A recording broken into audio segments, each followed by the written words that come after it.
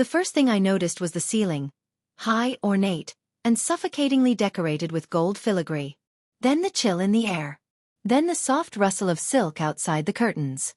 I blinked. Not my hands. Small, delicate, and pale as moonlight. Not my body. 8 years old, fragile, yet with a mind that had lived a lifetime. I sat up quickly, the feathered blanket sliding off my shoulders. Panic flared. And then I remembered. The war. The battlefield. The fire. Death. And now, rebirth. But not just anywhere. No fate, or some cruel cosmic joke, had chosen the most ironic of wombs. I was reborn as Prince Kaelion, the youngest heir of a kingdom famous for producing tyrants. A family that had perfected cruelty like an art form. A voice called from the doorway. Kaelion, breakfast awaits. I turned to see a tall, austere woman whose gaze carried both authority and weariness. Not my mother, not from my first life, but someone who would raise me in this cage of golden opulence. Coming, I said, forcing a smile. Because if there was one thing I had learned from my past life, it was that survival required performance. The dining hall was vast. Massive windows overlooked manicured gardens, and portraits of grim, iron-fisted monarchs glared down at me like ghosts of my new family's legacy. At the table sat my siblings. Elder brother Kaelion, the epitome of charm hiding cruelty. Princess Selene, sharp-eyed, ambitious, and already sizing me up. And several others whose names I didn't yet know, but whose eyes promised treachery. I swallowed. Every glance here was a test, every word a weapon. Good morning, Kaelion, Selene said, her voice sweet but edged with ice. Good morning, I replied carefully. My tone polite, unassuming. A child, but one with 1,000 lifetimes of strategy locked behind those bright eyes. She leaned slightly, observing. You've changed, she said almost to herself. I tilted my head innocently. Changed from what? She gave me a calculating smile. From what I expected. I smiled back. Exactly what I intended. The meal passed with formal niceties.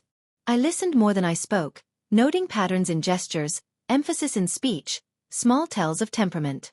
King Aldrich, my father, did not smile once.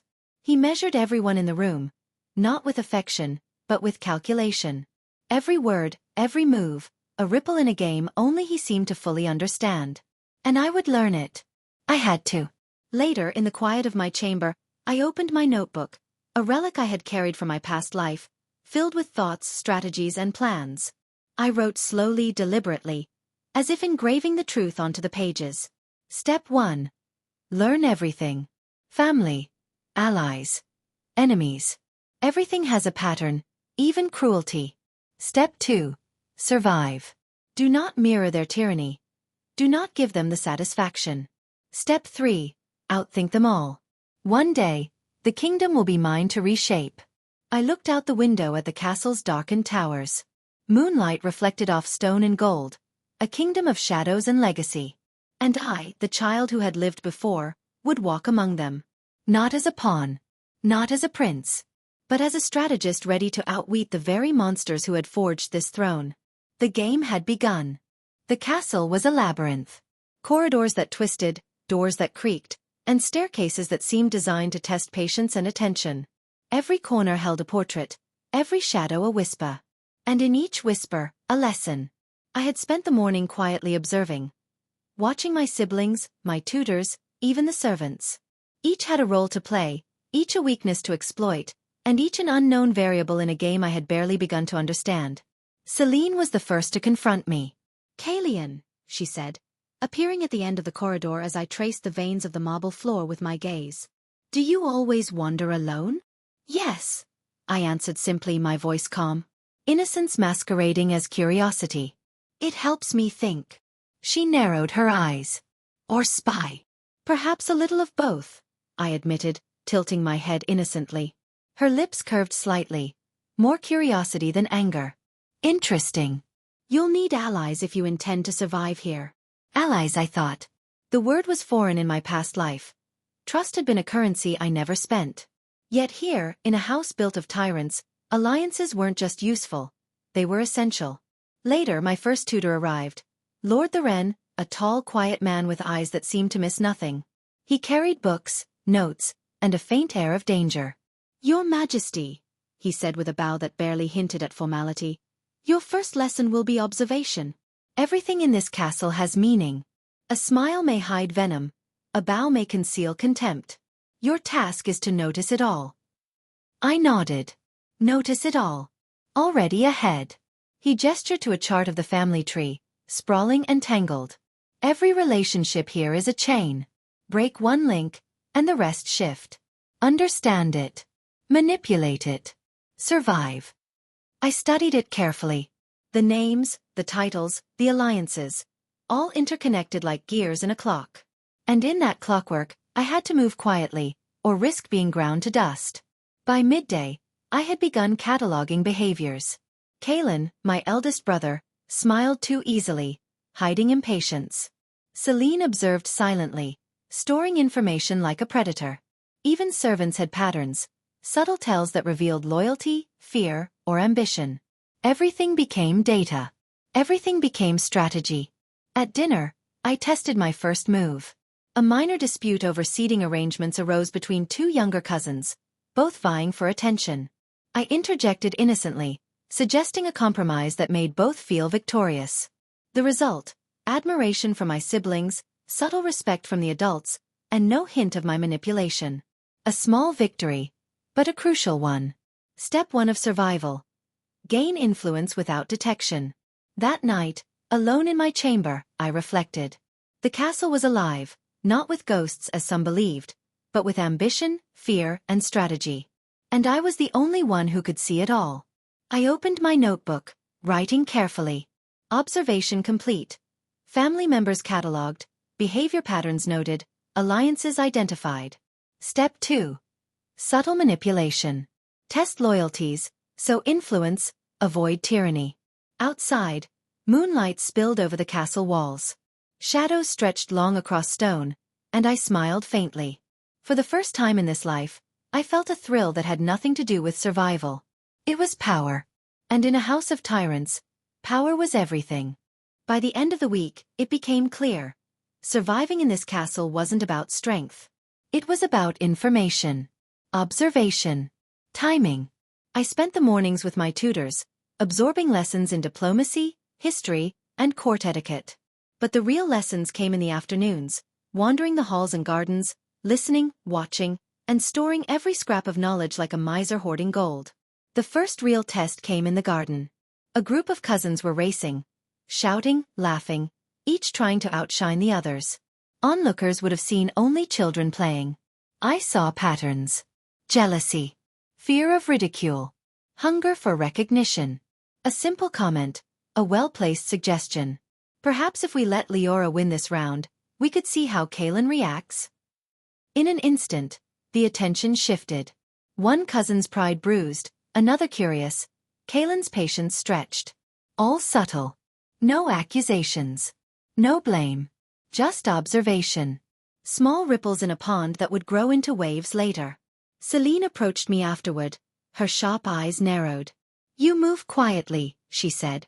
"I do my best," I replied innocently. "Quiet, yes, but clever." She paused, studying me. "I've seen your kind before. Children who appear small but are dangerous." I smiled faintly. Exactly the reputation I wanted. Later that evening, my first private session with Lord the Wren began. "You've noticed," he said, leaning over the table, "that the family is predictable in their unpredictability. That is their strength, and their weakness." "Yes," I said. "Every move they make leaves a trace. Every word, every gesture. One just needs to follow the trail." Theron's eyes gleamed. "And what will you do with the trail, young prince?" I hesitated briefly, then smiled. "I'll walk it carefully, and then bend it to my will." The next day, I tested another strategy. During a council meeting, a debate arose over military funding. Several adult ministers spoke loudly, trying to assert influence. I raised my hand, small voice polite, suggesting a compromise that balanced ambition with caution. The result? Praise from the elders. Admiration from my siblings. And subtle whispers among the ministers. "This boy. He is sharper than he looks." A small victory, yet crucial. Influence earned without force. Step 2 of survival. Command respect without revealing your hand. By the week's end, I had catalogued alliances, discovered hidden resentments, and identified weaknesses I could later exploit. But the most important lesson emerged quietly, during a walk through the northern towers.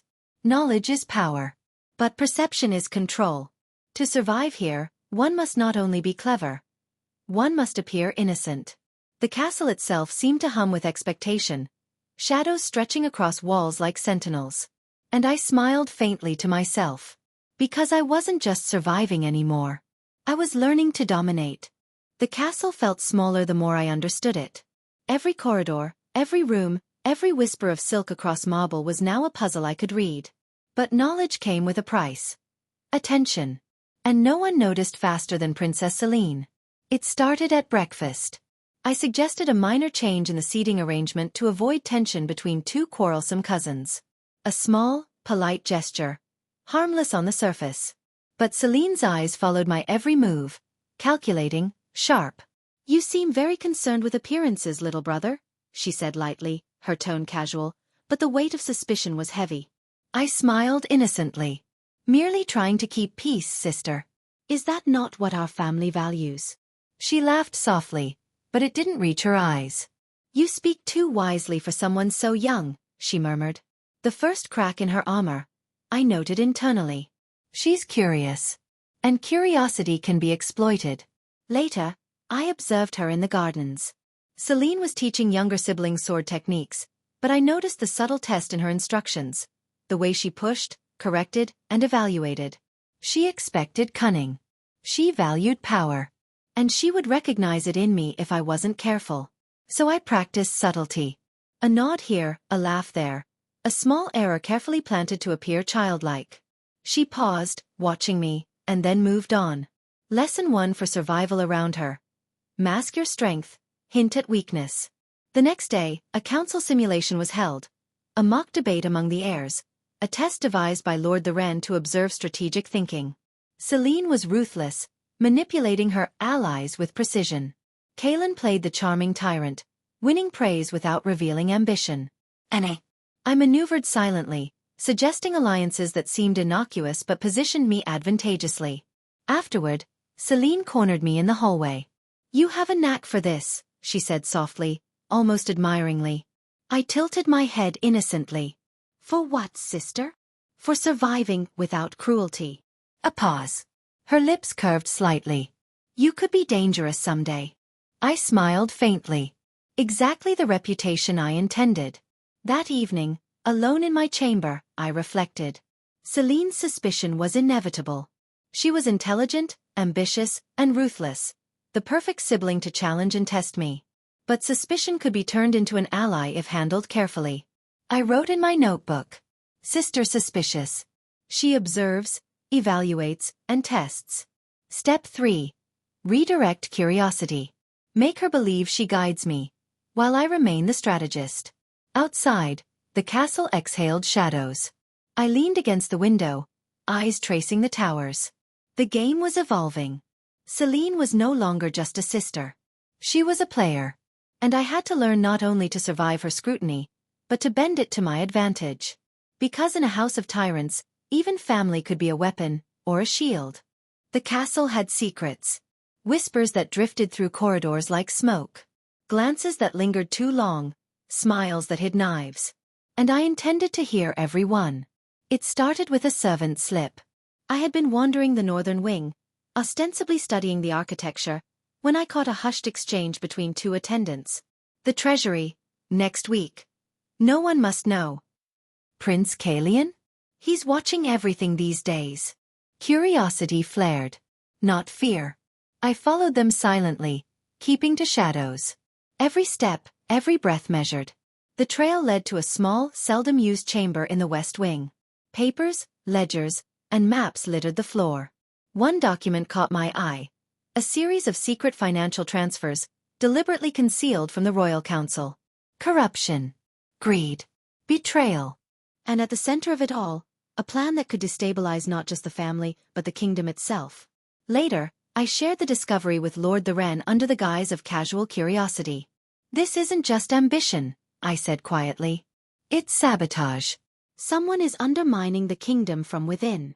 He studied me for a long moment, then nodded. You've seen clearly, he said. And you understand the danger. Expose it wrong, and you become the target. I smirked faintly. Exactly. The next challenge was moral. I could manipulate the information for my advantage. Control alliances, influence decisions, gain respect. Or I could act ethically, stopping the sabotage before it spread, risking exposure and wrath from those involved. The line between survival and villainy blurred. And I remembered my first life, the cost of unchecked ambition, the destruction it caused. I would not repeat those mistakes. Over the following days, I moved subtly. Hints of my knowledge were planted in whispers among loyal ministers. I steered potential threats into harmless tasks.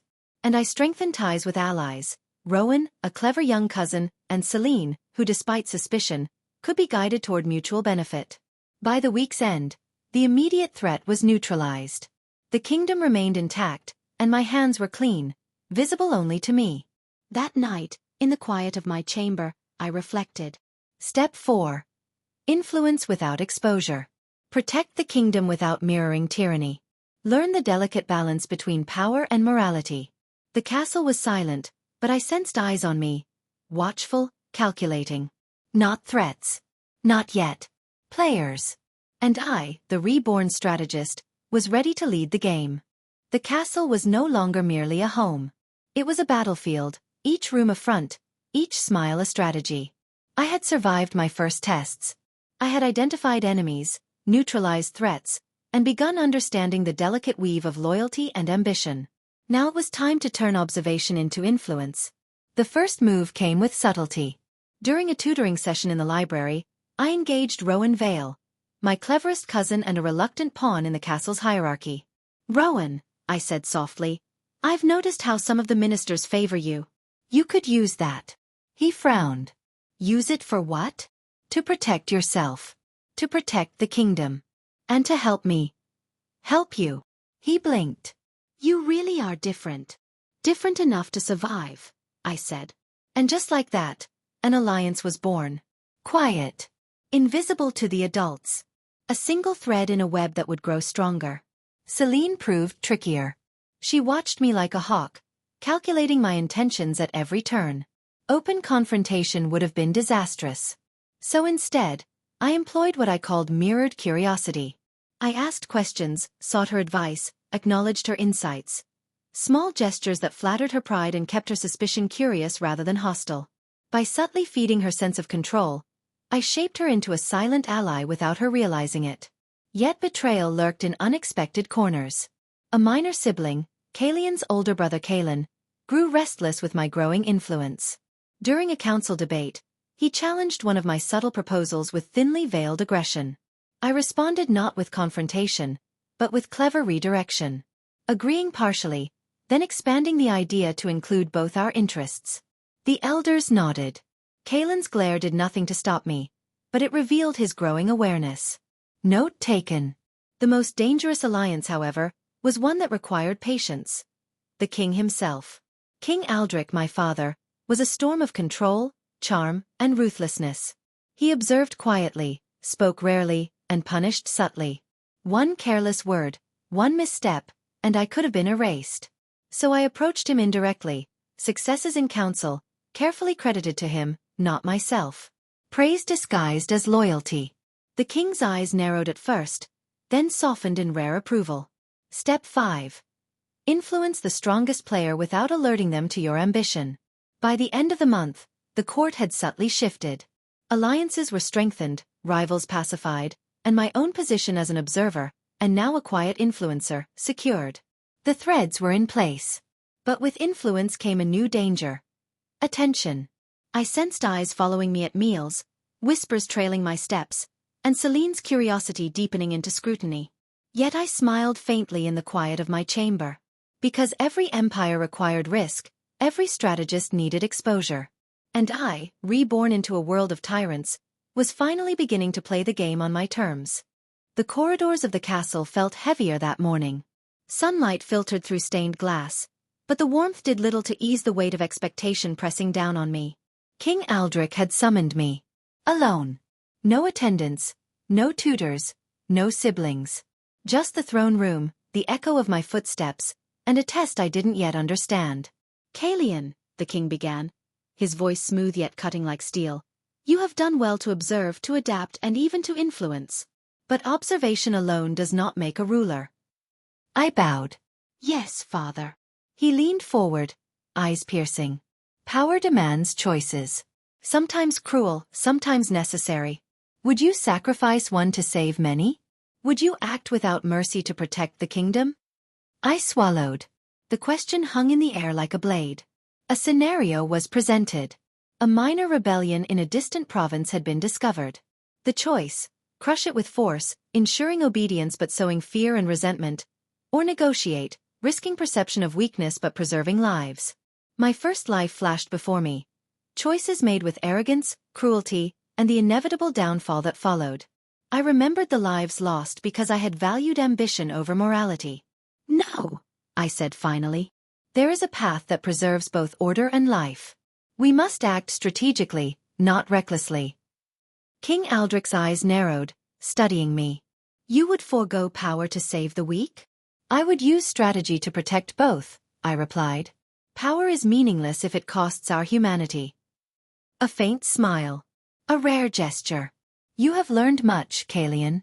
But beware. Your path is dangerous. To be kind is admirable, but in this house, mercy is a vulnerability others will exploit. I inclined my head. Then I will ensure it becomes my strength instead. After the meeting, I reflected in my chamber. The test was more than a lesson in morality. It was a reminder that surviving among tyrants meant constant balance. I had to be clever, cautious, and principled all at once. A single misstep, a hint of cruelty, and I could become the very monster I had vowed not to be. Celine found me later that evening, perched by the balcony with the city sprawling below. You faced him alone, she said softly. I had to, I replied. You chose mercy over fear, she continued. Bold and dangerous. Are you sure you can survive here? I smiled faintly. Survival alone is not enough. I intend to thrive. And thrive without becoming like them. Her expression softened. Just a fraction. Perhaps. You are more dangerous than I thought, she murmured. I allowed myself a small, quiet satisfaction. Not from victory, but from the knowledge that my principles had survived. In a family of tyrants, that was itself a rare kind of triumph. That night, I wrote in my notebook. Step 6. Power tempered by ethics. True influence requires control over self, not just others. Outside, the castle walls seemed to breathe, as if acknowledging the choice I had made. The game was far from over. But for the first time, I knew I could play it without losing myself. The castle never truly slept. Even at midnight, when torches flickered along stone corridors and the wind whispered through towers, secrets stirred, some old, some newly hatched. I had learned to listen, to watch, to read the subtle patterns that revealed truth beneath appearances. And that night the truth came calling. It began with a misplaced letter. A folded note, carelessly tucked behind a stack of ledgers in the royal archives. The handwriting was familiar. Too familiar. A sibling, plotting in shadows. I read quickly. Funds diverted, plans to undermine the council, whispers of alliances with neighboring kingdoms, and subtle attempts to frame me for missteps I had yet to make. Betrayal. But not unexpected. I shared the discovery with Lord the Wren, under the guise of concern for the family's stability. You've uncovered more than just plans, he said, eyes narrowing. You've glimpsed the fractures beneath the facade. What you do next will define not only your influence, but your morality. I nodded. I will act carefully. Subtlety, patience, and strategy. The next morning, Celine confronted me. Her sharp eyes were not accusatory but searching. I know something is happening, she said. I raised an eyebrow innocently. What do you mean, sister? You never just act. You observe. You plan. And I've seen things. The documents, the council, your interactions. I smiled faintly. Curiosity, her constant vulnerability. You're perceptive, I said, But perception can be misleading. She studied me, then leaned closer, voice softer. Perhaps we aren't so different after all. That afternoon, I began maneuvering. I whispered suggestions in the right ears, nudged the naive, and guided Celine subtly without her realizing she was following my lead. A delicate dance of influence, trust, and strategy. By the end of the day, the immediate threat of betrayal was neutralized, but the family's deeper fractures remained, visible only to me. Later, in the quiet of my chamber, I reflected. Secrets revealed were not weapons alone. They were opportunities. Every hidden plan, every shadowed alliance, every whispered betrayal was a thread I could use to shape the kingdom's future. I opened my notebook. Step 7. Information is influence. Reveal carefully. Guide subtly. Allies can be built from suspicion. Enemies turned into instruments of stability. Celine's perception had shifted too. No longer merely a rival, she was a player I could influence, and perhaps even trust, cautiously. For the first time, I realized that survival was no longer enough. Now I was shaping the game. And the castle, full of shadows and whispers, had become my chessboard. That night, moonlight spilled across the towers. I watched silently as the castle exhaled secrets into the night air. And I smiled, knowing one undeniable truth. In a family of tyrants, the one who masters secrets rules without cruelty. Or at least, survives better than the rest. The castle awoke to sunlight spilling across its stone walls, but the air felt heavier than usual. Whispers from yesterday had solidified into cautious conversations. Eyes once skeptical now measured me with a quiet respect. I had survived observation, suspicion, betrayal, and temptation. Now, it was time to shape the future. The council gathered in the main hall, each member wary yet attentive.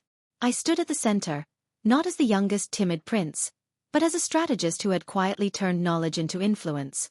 Today, I began, voice calm, we face challenges that require unity, foresight, and integrity. The kingdom can flourish if we act wisely, not out of fear, but out of understanding. Murmurs spread through the room. Eyes flickered toward me, lingering longer than before.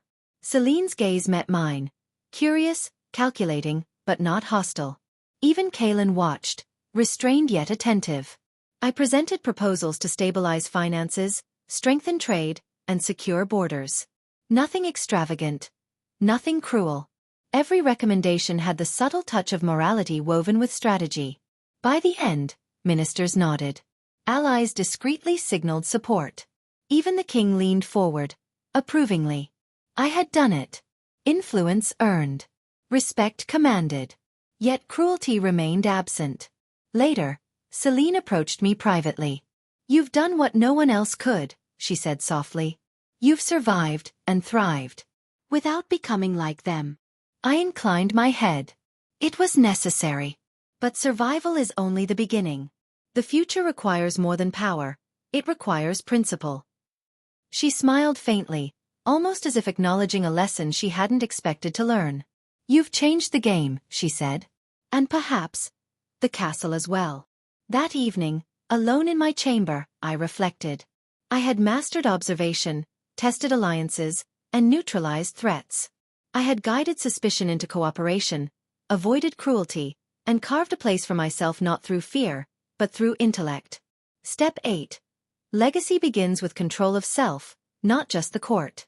Influence ethically, act decisively, survive brilliantly. I looked out over the castle walls. Moonlight glittered across the gardens and towers, illuminating the path I had walked and the one ahead. For the first time I felt not just power, but possibility. The kingdom could be different. The family could be different. And I, the child reborn in the enemy's castle, would be the one to make it so. I smiled, a rare quiet satisfaction curling across my lips. The game was far from over. But the pieces were in place. The castle, once a cage of shadows, had become my stage.